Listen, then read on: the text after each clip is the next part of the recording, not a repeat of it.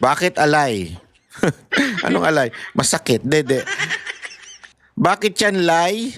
Ito, ipapakita ko sa inyo kung bakit yan lay, ha? Chotomate, chotomate. Ayan. Marcos admin propose 10.77 billion confidential intel funds for 2026. None for OBP. Wala sa OBP. Magkano? Ito, papakita natin, ha? Ayan. Yan po yung ipinasa. Broken down yan. Pangandaman said, the office of the president will get the highest confidential intelligence fund allocation. Magkano? 4.5 billion. Andyan po si Maria Sawing Palad. Nandyan po si Mary Grace Piatos. Buti nga sa OBP, meron pang Mary Grace Piatos eh. Diyan, ipaliwanag nyo nga kung saan napunta yan 4.5 billion. Billion yan, ha? Alam nyo ba kung gaano kalaki yung billion na yan? That's a 4,000 million. That's 4.5 billion. So 4,500 million yan. Ganyang kalaki yan. Confidential funds, intelligence funds ng presidente. Saan napupunta? Yan po ang Mary Grace Piatos ng Office of the President. Di ba pinagpipilitan ninyo yung Mary Grace Piatos na magkano lang yun? Half a billion ng OBP? Half a billion yun eh. So 500,000 million. Sorry. 500 million. Yan dun yung Mary Grace Piatos na sinasabi ninyo. Tanong. Bakit ang Office of the President 4.5 billion? Saan napupunta yan? Kaninong Mary Grace Piatos yan? Alam ko na kung kanino. Kung ang OBP merong Mary Grace Piatos, ang Office of the President may Mary Juana. Maria Juana pala, hindi pala Mary. Maria Juana.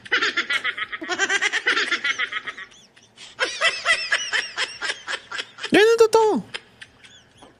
Mary Grace Piatos kayo, ha? Si Maria Juana.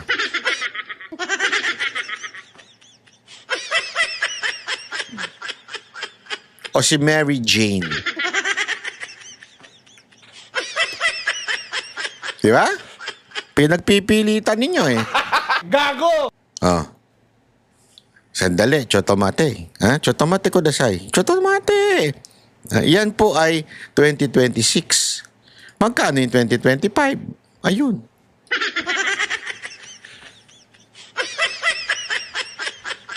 Yan naman yung sa 2025.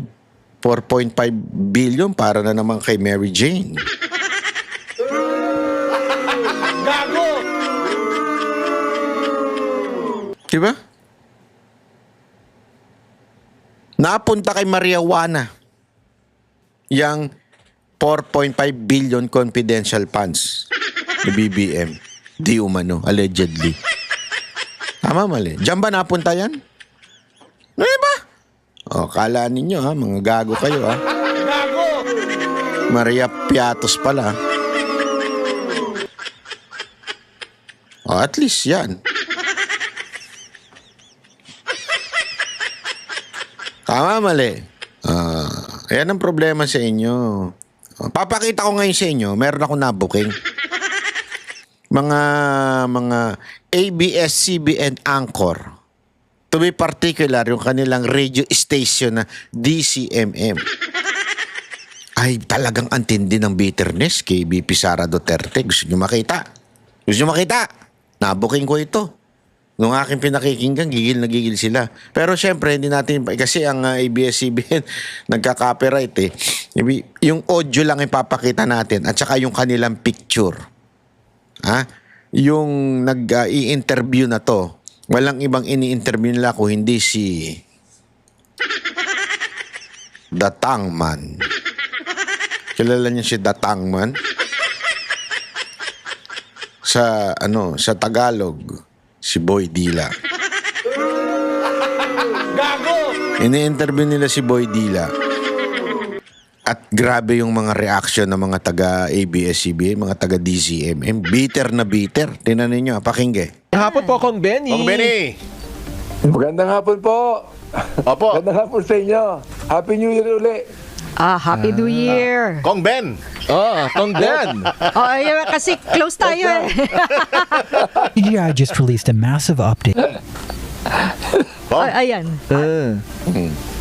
Oo. Sige. Ayun, akala namin nag-close yung linya eh. Viber to, no? Viber. Ayan. Oo. Sige. Ayan, Kong Benny. Benny ang Yes, Benny, sir. Ben Yes, ka, ma'am. Benny ako. Maan makapagal. Eto nga ay sinasabi Ma'am, nga ma'am. malapit na, no? Yung matapos yung 1-year bar Bar rule sa February yan. Feb 6 yata, Feb parang 6. ganon. Ano po yung pinaghahandaan na po ba ito sa Kamara? Actually, wala akong alam dyan, Maan eh. I mean, ang alam ko dyan, yung Makabayan Block will be the one to file the impeachment. Sila magpa-file ng impeachment. And sinasabi ko din sa mga kasamahan ko, mukhang wala silang masyadong excitement to support. Yun ang alam ko. Oo. Ay, Kaya, so, I don't know, kung Makabayan Block yan, maaaring mga 6 sila. Pero nakikita ko naman na walang masyadong excitement ng mga administration congressman to support the impeachment. So paano ho 'yun? Kung hindi suportado ng mga kongresista, paano magiging kapalaran nun na Kong Benny? Magiging baliwala. The thing is, ang sinasabi ng mga congressman natin, magiging baliwala rin sa Senado. Ibig sabihin, more senators will not support the impeachment so, proceeding. ibig sabihin, wala na bang pag-asa na mahabol natin? Sama ng loob ng babae, no? Wala na ba talagang pag-asa? Mahabol natin yan. Talagang kailangan habulin, ano? Diba? Kailangan talagang habulin. Alam mo, ano yan yung bang, sabi ko nga we will just cross the bridge and we get there, no? Yung lagi sinasabi nila. But at this point in time, wala akong nakikitang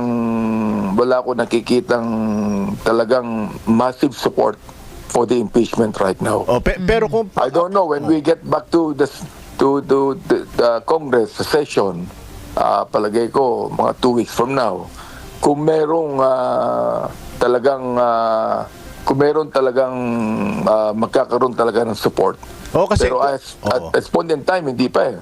pero kung ang magiging basihan is bakit tinatabangan yung mga kasama niyo diyan sa Kongreso, yung naging kapalaran ng impeachment sa panahon ni dating Senate President Jesus Escudero, iba na ngayon ang di ba? Iba na ngayon ang liderato. Maaari, iba na liderato, pero still meron pa ring mga May doubt pa rin. supporter si Vice President Sara that will go against the impeachment. Okay. So, sabi ng mga ibang nakausap ko, anong mangyayari sa atin yan? We will just be, it's only an exercise of futility. Pag tinuloy natin yan, wala rin maaari mangyari. Pero in the next 2 weeks, makikita po natin kung ano magiging kapasyahan ng mga marami natin mga congressman tungkol dyan. Kong Ben, so malilinawan in the next weeks, no? Kung Yes. Talagang hindi sumusuko si ate. Malilinawan, ha? Kasi para sinasabi ni Boy Dila na sinasabi niya na walang mangyayari. Wala talaga mangyayari dito sa Tapos parang, pero wag ka parang hindi, may baka naman. So sabi naman ng babae, malilinawan sila. Pero yun nga kasi parang ngayon pa lang ay yun nga yung pakiramdam na walang pag-asa. Pero hindi ba okay na mas kumbaga i-try pa din? Lalo Talaga ipagpipilitan. Di ba mas okay na itry pa rin kahit walang pag-asa? Kasi kailangan talaga siyang kasi baka mamaya hindi na kami talaga makabalik. Gago! Ay nako ate, alatang-alata ka. may support ng Oo. public. Oo, malaki yung support ng public dyan. Kasi hindi naman namatay yung hindi naman namatay kung Benny, di ba yung Ayan. Yung We will see dahil meron yata silang Talagang pinagdidiinan pa nung isa. Hindi naman namatay yung issue, di ba? Yung issue na hindi pa. Kasi ang nila, ang lagi nilang packaging doon sa impeachment ni BP Sara Duterte, hindi pa daw sinasagot yung confidential funds. Napaulit-ulit naman na sinabi ng COA, walang problema sa paggamit ng confidential funds. Ngayon, ang gusto ata nilang sabihin, ito yung pangalan na nakatanggap doon sa confidential funds. Ito yung kanyang address. Ito yung kanyang telepono. Kung hindi naman kayo mga gunggong din. Confidential nga Nakita nyo yung sa PDEA, pag tumatanggap sila ng reward dahil meron silang tinuro, doon nga walang pangalan Nakatakip yung muka. Pwede nga kapwa nila PDEA lang yun I mean, pwede di ko sinasabing ganon. Pero yun, because they're protecting their identity. Ganun ba kayo katanga? Na gusto nyo pang malaman kung sino yung Maria, yung piatos-piatos na yun? Confidential nga Tanga ba kayo? Nagtatanong lang ako kung tanga kayo o hindi. Confidential, ibig sabihin, hindi pwedeng sabihin. Confidential. Saan sa parte ng confidential lang pwede mong sabihin kung sino yung tao na yun na nakatanggap? one of the evidences that they will file kasama yung testimony ni Madriaga. Kasi nga hindi naman na-absuelto dun sa... hindi naman Medyo Hindi naman na-absuelto talagang ang init ng ulo ni Kuya. dahil hindi nga medyo nagtuloy-tuloy. medyo matindi ang testimony ni Madriaga. Medyo matindi yun. Naks naman, medyo matindi yung testimony ni Madriaga na puro sabit ang karakter. Naging PSG daw. Hindi nga siya agent Alam mo, ito mga to talagang mahina rin no? Yung mga pinakita niyang ID, hindi organic yun. Ay, tanong, para lang siya, kasi may mga pulpul din talaga Tanungin niyo yung mga tunay na NBI. Alam nila yung tunay na NBI agent na abogado, di ba? May CPA, yung talagang lehitimo. Meron silang tinatawag na mga confidential agent or pinalitan dati, naging consultant. Ang tawag doon non-organic. Iba yung organic. Tapos ilalagay mo bilang PSG. Ilalagay mo bilang security ni Vice President Sara Duterte. Pangalawang pinakamataas na posisyon. Maglalagay ka? Anong kabobohan naman yan? Anong ibig ko sabihin? Yung background niya, hindi sapat para maging isang PSG o security ng Vice President. Nakita nyo, protective agent. Alam niyo ibig sabihin ng protective agent? Huwag nga kayong tanga. Alam niyo yan Ang protective agent hindi nga naging parte ng PSPG. O yung tunay na talagang organic member of the PNP that protects politicians and VIPs. Sila po'y protective agent. Ito'y parang security guard. Hindi ko nilalang ang security guard Ibig ko sabihin, merong police. Nagbabantay sa community. Merong security guard. Nagbabantay dun sa kumpanya. Pero yung mga security guard na yun, even if dumadaan yun, dun sa SOSA, SOSA, yung parang nag-oversee na PNP, kahit dumadaan yun, hindi po sila organic member of the PNP. Ganon din po ang protective agent. Ito naman, yung PSPG, which is the organic member of the PNP, at ang protective agent parang security agency na kung saan nag-outsource from sa labas para yung mga hindi na-a-approvean doon pupunta at yun, private yun, binabayaran yun. Ang ina naman eh. Nakakabobo. Sorry nakakabobo lang eh. Ano ibig ko lang sabihin? Hindi ko nilalang lang yung mga protective agent Yan po ay dumaan sa training din po. Ang sinasabi ko lang, hindi yan sapat para ikaw ay ma-detail sa presidente. Sa vice president. Sorry naman. Gusto ko na kasi presidente. Hindi ho yun sapat na kwalifikasyon para ilagay ka sa vice president. Tapos yung sinasabi ninyong membro siya noon, siya po ay wanted. Ano ba? Tapos sasabihin ninyo, credible yan tao na yan? Ano kabobohan yan?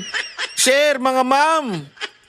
Kaya palagay ko, makikita rin ng ating mga kapwa congressman yan. Ako, I'm thinking kung anong magiging stand ko tungkol diyan. I really would like ako personally speaking kung talagang merong overwhelming evidence to warrant the case, why not? Hindi naman tinatabangan ng interes ang Congress kay Madriaga. Hindi naman. Sa amin, ako personally speaking, I think yung testimony ni Madriaga is quite strong. Pero Quite posible bang strong. magpabukas kayo ng house inquiry dito sa mga aligasyon ni Madriaga? Anong komite papatak Oo. kung sakasakali? Maaari, it might be, that will, hindi ko alam if that will fall under the good government or public order. Oo. Sa tingin niyo po, harap na kaya ang pangalawang pangulo? Kasi naalala ko nun, dismayado rin kayo nun dahil nga ilang beses nang tumatakbo yung Committee on Good Government and Public Accountability at hindi siya uma-attend. Ikaw wala kang kasawa-sawa. Ako, sa palagay ko, I don't think that the Vice President will face the hearing. Oo, palagay ko hindi na siya pupunta yan. Nawala She does not actually respect the mandate of Congress. Oo. Nawala tuloy yung sinasabi niya na di ba, Kong Benny? Gusto niya bloody. Oo. Wala naman. Ni patak ni gamugong patak ng dugo, wala tayong nakita. Wala. Pambira. Ba't naman gusto niya maging bloody pambira Hindi, di ba sabi niya? Yeah, sinabi niya, oo. I do not even know the meaning of sinabi niyang bloody. Oo nga eh.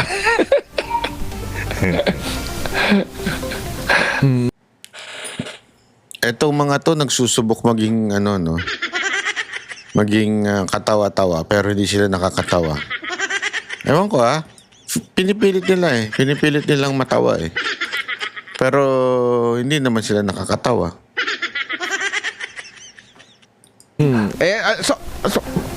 Saan tayo mapunta? Kung Benny. Oo nga. Kasi the thing is, na-overwhelm kasi ito ng mga corruption on the flood control project. Yun ang problema. So yung binabalik Talagang atat na atat sila doon na i-push yung impeachment. Halatang halata itong mga media na to. Pinagpala kaya ito ni Romualdez?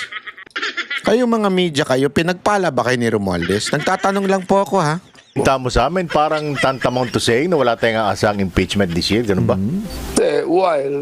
While we would like to actually tinan natin maigi kung anong mga ebidensya laban sa Vice President. So, ang ebidensya lang would be the 128 million o billion. Pero bakit pinabayaan natin yung flood control projects na bilyon-bilyong ang halaga? Ilang mga Yun ang problema dyan. Oo. Ilang mga congressman na yung naringgan mo o nakita mo ng parang tinatabangan dyan? May mga ilan na eh. Kasi alam mo, the thing is, alam mo naman ang Congress ngayon, they work through the leadership to the political parties, no? At makikita mo naman kung wala masyadong support sa political parties, you would know that the congressman that belong to political parties would not in any way support it. Oo. Painumin nyo kaya yung mga yan ng pinigang ano ng aligatong. Kayo, painumin kaya kayo ng katas ng ampalaya. Puro kay bitter eh. Halatang halata ito mga na to, bitter na bitter, no? Painumin kayo kaya ng katas ng ampalaya. Para talaga maging bitter pa kayo. Bakit kaya kayo bitter na bitter? Alam ko na. Kasi nga naman, natanggalan kayo ng prangkisa. Dahil hindi binabayaran ng inyong kumpanya ang ilang mga empleyado ninyo na pag-alaman nung sa kamera. Gago! Pakitanong naman sa boss ninyo kung nabayaran nyo na yung TV5, yung news yung kay MVP. Kasi di ba nagka-issue kayo? Nabayaran nyo na rin ba yun? Nabayaran na rin ba ng kumpanya nyo yun? Ng mga boss ninyo? Ako, nagtatanong lang naman ako ha. Di ba naging issue yan? Ayusin nyo kasi. Ayusin nyo yung kumpanya nyo. Kaya kayo galit na galit eh. No, tapos pag naano na naman kayo, magagalit na naman kayo sa mga Duterte. Galit na galit kayo kay Marcoleta nun eh, di ba? Buti nga, nanalo siya eh. Kami ang boses ng masa, hindi natatakot. Katotohanan lang, di kami nalulunod. Walang bahid ng sismis, lahat ay totoo. Kahit sino ka pa, pag mali ka babanatan ka. Walang pinipili kulay, wala kaming kinikilingan.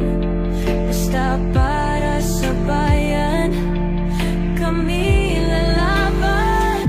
Pagtama palapakan, pag mali banatan. Di matitinag, di matatakot, para sa bayan tuloy ang sigaw. Sa harap ng kamera, walang halong takot.